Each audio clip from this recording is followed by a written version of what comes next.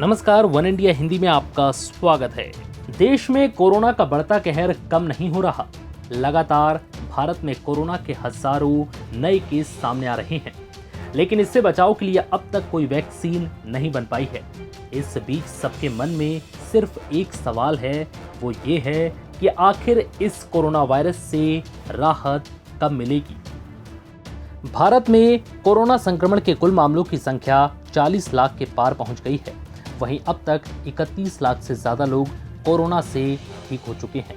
केंद्रीय स्वास्थ्य मंत्रालय की ओर से जारी आंकड़ों के अनुसार अब तक 68,472 मरीज अपनी जान गंवा चुके हैं, जो कोरोना से संक्रमित थे। इन सब के बीच ये आंकड़ा लगातार बढ़ता जा रहा है। इस बीच एम्स के डायरेक्टर डॉक्टर रणदीप गुलेरिया ने इंडिया टुडे को दिए इंटरव्यू में कोरोना को लेकर अपने विचार रखे।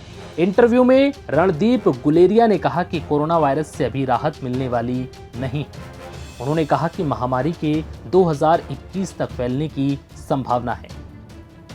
आपको बता दें कि डॉक्टर रणदीप गुलेरिया कोरोना पर केंद्र सरकार के विशेष कार्यबल के प्रमुख सदस्य हैं।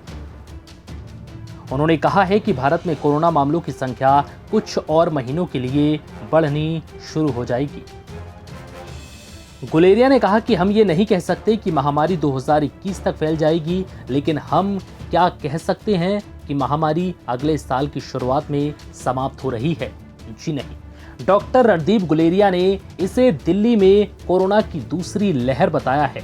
उन्होंने कहा कि जून में संक्रमण चरम पर पहुंचने के बाद जुलाई में मामले कम हो गए थे।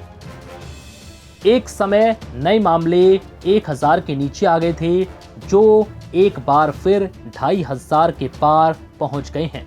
इसलिए पहले की तरह आक्रामक तरीके से रोकथाम के लिए कार्रवाई करनी होगी। फिलहाल इस वीडियो में इतना ही। नमस्कार।